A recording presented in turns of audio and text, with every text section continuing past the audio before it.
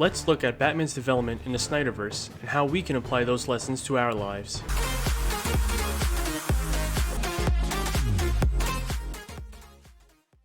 There was a time above, a time before. There were perfect things, diamond absolutes.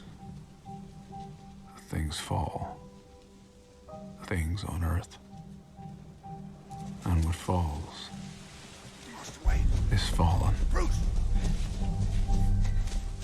Bruce, it's all right. Bruce, please.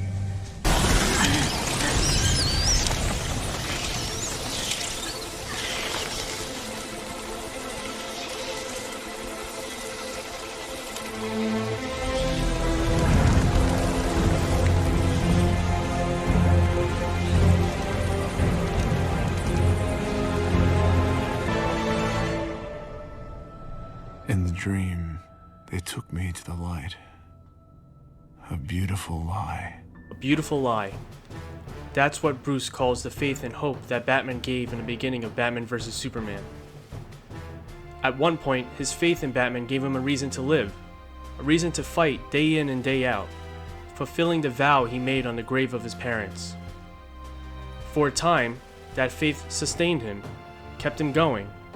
Then, at some point, perhaps when Robin died, perhaps when Superman arrived, that faith felt like a dream, a beautiful lie. He started operating by new rules, branding criminals, which even Alfred makes a point to call out. New rules? We're criminals now. We've always been criminals. Nothing's changed. We've always been criminals, nothing's changed. Bruce states, trying to make it seem natural, but it's not, and Alfred knows it. Men fall from the sky. The gods hurl thunderbolts. Innocents die. That's how it starts.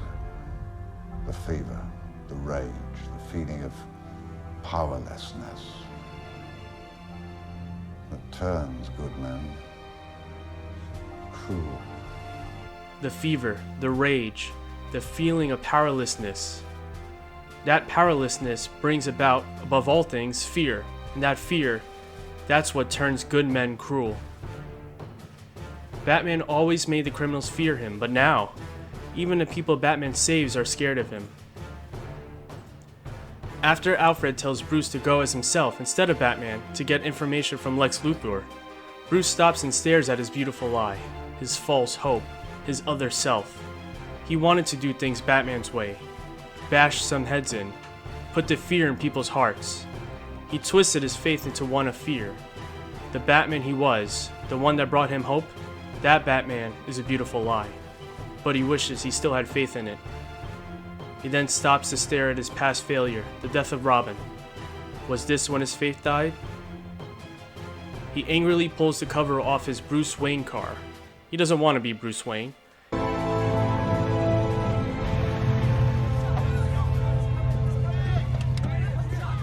He puts on that fake smile, his persona, as soon as he walks out of his car. The white Portuguese isn't carrying a dirty bomb. What is it carrying? It's a weapon. It's a rock. A mineral capable of weakening Kryptonian cells. The first sample big enough to mean something turned up in the Indian Ocean 3 months ago. It is now aboard the white Portuguese being delivered to Lex Luthor, who I am going to steal it from. To keep it out of Luthor's hands. To destroy it. Alfred wants to save Superman. Alfred retains his faith in the good of men, even as Batman let his die. As much as he won't admit it, Bruce is so afraid of Superman and what he can do. Bruce feels so powerless that he wants to destroy him. He wants to regain power and control. We fear what we can't control. We also fear the unknown. Bruce explains that he may not be bad yet, but he's seen people change their minds. A little certainty. And we have to destroy him. But he is not our enemy. Not today. 20 years in Gotham, Alfred. We've seen what promises are worth. How many good guys are left? How many stayed that way? Changed their stance. He's seen the good go bad. The free will that comes from life and the choices people make are all unknown factors we can't control. So why do we fear the unknown? Because we can't control it. And that fear can twist our faith.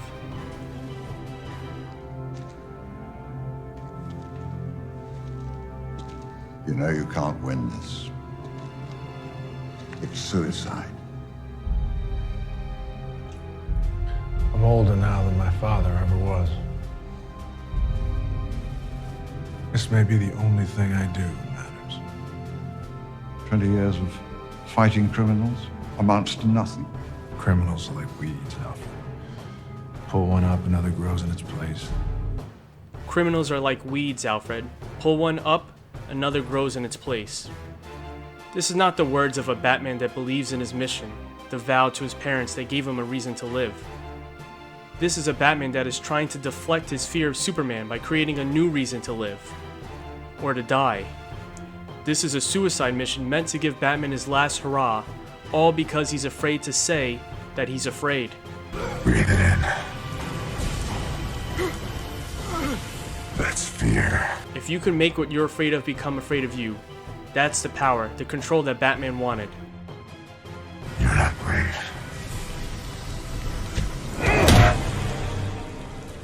Men are brave. You're not brave. Men are brave.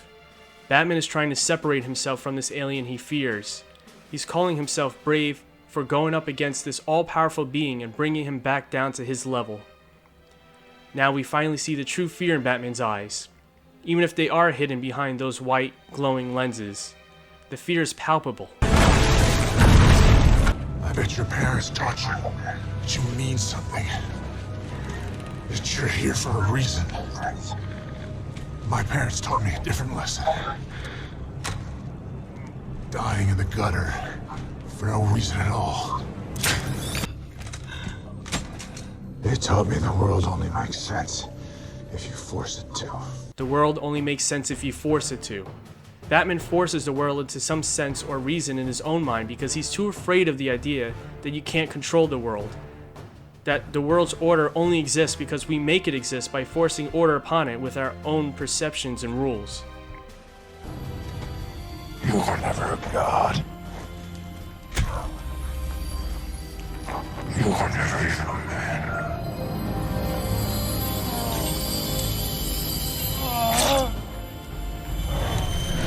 You're letting him kill Martha. It's not until Batman hears the name of his mother, Martha, the first person to die in front of him, that he is taken aback. How does this alien know that name, which means so much to him?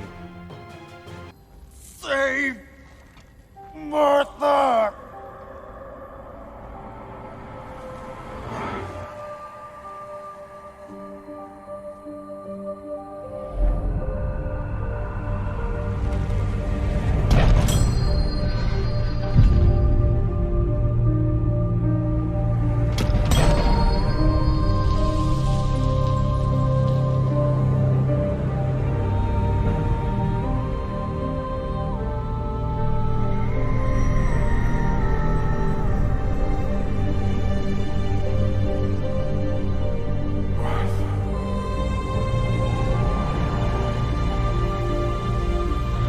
Why did you say that name?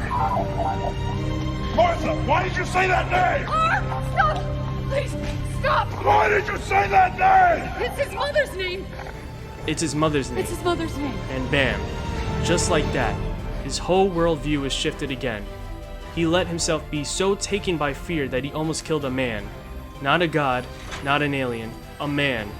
Even better, a man with a mother that shares his mother's name. A mother that is going to be killed like his own was. Maybe his faith that made him Batman wasn't the lie. Maybe his fear that made him into this monster was the lie. I need you at that ship. I'll find her. My mother needs me. Wait. I make you a promise. Martha won't die tonight. Martha won't die tonight. Why did he say it that way? Why did Batman not say, I won't let your mother die tonight? because Bruce gets a second chance at saving Martha, even if it isn't his Martha.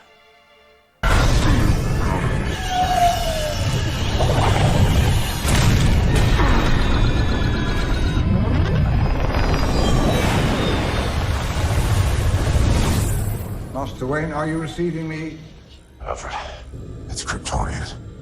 Only kryptonite weapons can kill it. They might, if you had any left. I got one arm left. The spear. Alfred, the spear. It's pure kryptonite.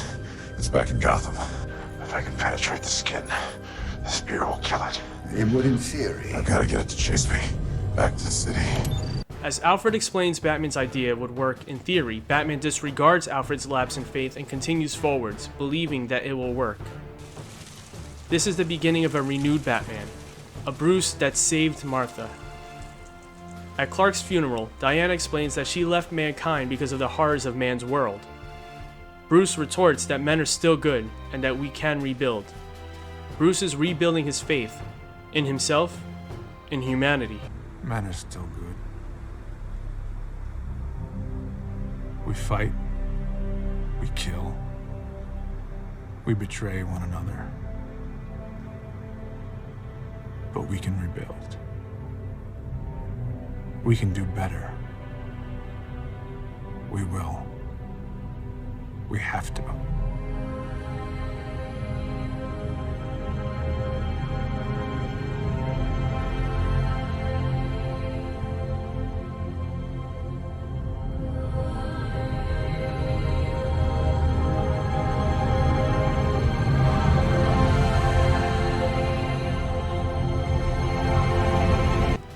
Batman, when visiting Lex, even gives up his branding. Batman doesn't own anyone. He doesn't want to divide people anymore. He wants to unite them as Superman tried. In Zack Snyder's Justice League, Bruce explains to Alfred that he made a new vow on a new grave, on Superman's grave. He vowed to unite the heroes of mankind. This Batman isn't about fear, but about faith and hope. The same faith and hope the symbol of the bat gave him all those years ago when he fell into despair, into a cave. Bruce even says as much when he tells Alfred that for once I am operating strictly on faith, not on reason. I'm operating strictly on faith, not on reason. I'd go further and state that his reason in Batman v Superman was simply fear needing a reason to be called anything but fear. Alfred even tries to talk him down from bringing Superman back, fearing that it will cause the end of the world by activating the Mother Box. Bruce won't hear it though, he has too much faith.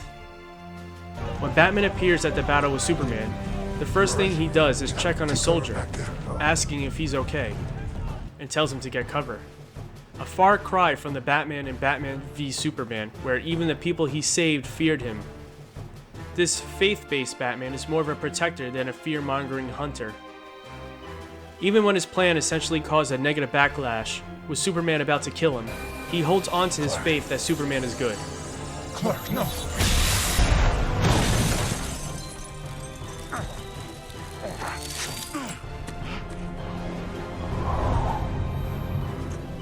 Clark, no. This world needs you. This world needs you, Batman tries to reason with him.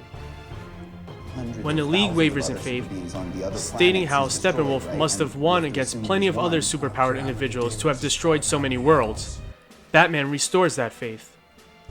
He's never fought us. Not us united. He's never fought us, not us united.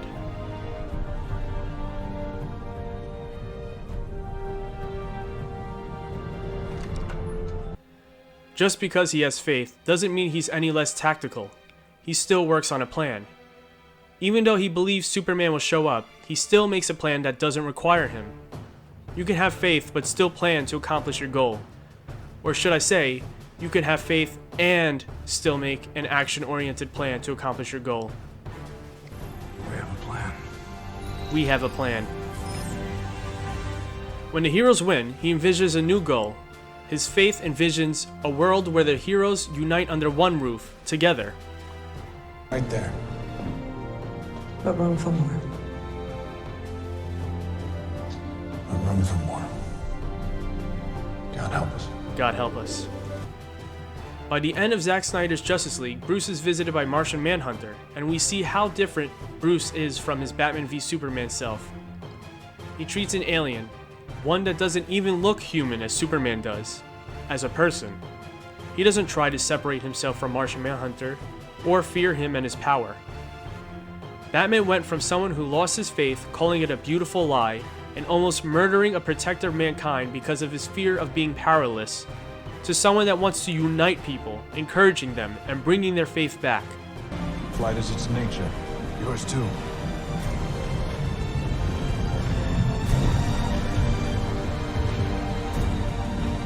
He'll be here, Alfred, I know it. What makes you so sure? Faith, Alfred. Faith. Faith, Alfred. Faith. What can we learn from Batman's trials and adventures? We naturally fear the unknown because we feel we can't control it. We fear what we can't control. But if we let that fear take hold, we become bitter, angry, vengeful, or depressed.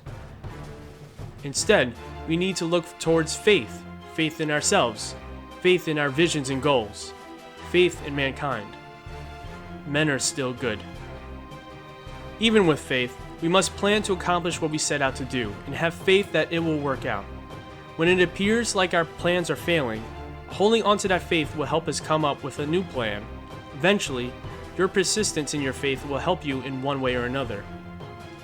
This mindset is similar to Napoleon Hill's success formula as annotated by Sharon Lecter in Napoleon Hill's book, Outwitting the Devil.